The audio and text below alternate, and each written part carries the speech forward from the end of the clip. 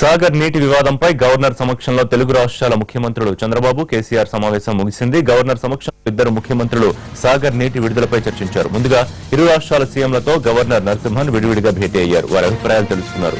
ముందుగా చంద్రబాబు ఏపీ వాదన వినిపించారు.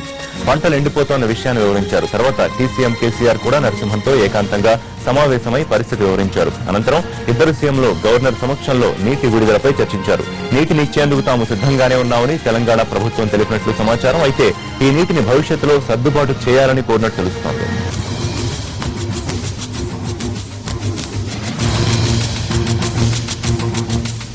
ముఖ్యమంత్రుల భేటీకి సంబంధించిన అప్డేట్స్ మా సీనియర్ కరెస్పాండెంట్ చంద్రశేఖర్ లైవ్ లో అందిస్తారు. చంద్రశేఖర్, ముఖ్యమంత్రులు గవర్నర్ తో భేటీకి సంబంధించి అప్డేట్స్ చెప్పండి. ఋషి కొద్దిసేపు క్రితమే ఈ ఇద్దరు సీఎంల సమావేశం గవర్నర్ తోటి ముగిసింది.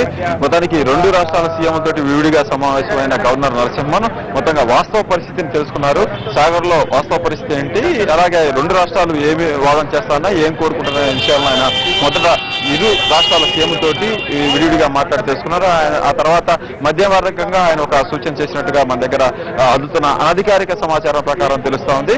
గతం గత ఇప్పుడున్న పరిస్థితుల్లో నాగార్జున సాగర్ అలాగే శ్రీశైలంలో అందుబాటులో ఉన్న నీళ్లు ఎంత, ఆ రాష్ట్రాలకు కావాల్సిన వాటా ఎంత, ఆ రాష్ట్ర అవసరాలు ఎంత అనే విషయాన్ని తెలుసుకొని వాటి ప్రకారం ఏ నీటిని ఎప్పుడు వాడుకోవాలి, ఎలా వాడుకోవాలనే విషయం గురించి ఒక ఫార్ములా రూపొందించుకోవాలని ఆయన సూచించినట్టుగా తెలుస్తుంది. దీనికి రెండు రాష్ట్రాల సీఎంలు కూడా అంగీకరించారు.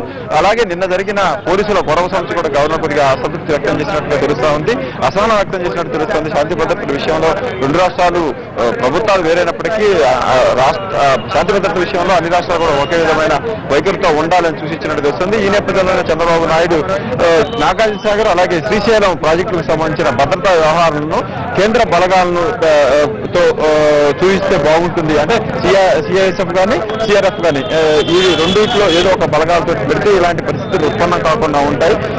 ఈ రెండు డ్యాములు కూడా జాతీయ ప్రయోజనాలతో అలాగే ఇరు రాష్ట్రాల ప్రయోజనాలతో ముడిపడి ఉన్న నేపథ్యంలో ఈ పోలీసులు ఇలా పెట్టడం వల్ల ఉద్రిక్తతలు చెలరేగి పోలీసులు కొట్టుకునే పరిస్థితి రాకుండా ఉండాలంటే కేంద్ర బలగాలను మోహరించే మంచిదని సూచనలు చంద్రబాబు చేసినట్టు తెలుస్తుంది. దీనికి కేసీఆర్ కూడా సానుకూలంగా స్పందించారు. దీన్ని కేంద్ర దృష్టికి తీసుకెళ్తారని గవర్నర్ చెప్పినట్టు తెలుస్తుంది. ఇక నేల పంపకాల విషయానికి వస్తే కుడికావ పరిధిలో ఎన్ని నీళ్లు కావాలి, ఎన్ని రోజులు కావాలి, ఎడమకాలకు ఎన్ని నీళ్లు కావాలి, ఎన్ని రోజులు కావాలి, అలాగే శ్రీశైలంలో ఉన్న నీటి మట్టం ఎంత, దాన్ని ఎంతవరకు రెండు రాష్ట్రాలు వాడుకోవడానికి అవకాశం ఉంటుంది, అటు సాగునీటికి కానీ తాగునీటికి కానీ విద్యుత్ ఉత్పత్తికి కానీ వీటన్నిటిని లెక్కలు వేసుకొని ఎవరు ఎన్ని నీళ్లు తీసుకుంటే ఇబ్బందికరమైన పరిస్థితి తలెత్తకుండా ఉంటుందని చూసుకొని మీరే ఒక పరిష్కారానికి రండి అని చెప్పిన నేపథ్యంలో ఈ సీఎంలు సమావేశం ముగిసిన తర్వాత ఇద్దరు సీఎంలు బయటకు వెళ్ళిన తర్వాత రాజ్భవన్ లోనే ప్రస్తుతం ఏపీ ఇరిగేషన్ మంత్రి ఉమామహేశ్వరరావు, అలాగే తెలంగాణ ఇరిగేషన్ మంత్రి హరీష్ రావు, అలాగే తెలంగాణ ఆంధ్రప్రదేశ్ ఇరిగేషన్ ఉన్నతాధికారులు కూర్చొని ఈ ప్రొఫార్మా ఒకటి రూపొందిస్తా ఉన్నారు, ఫార్ములా ఒకటి రూపొందించుకున్నారు. ఈ నీళ్ళ వాడకానికి సంబంధించి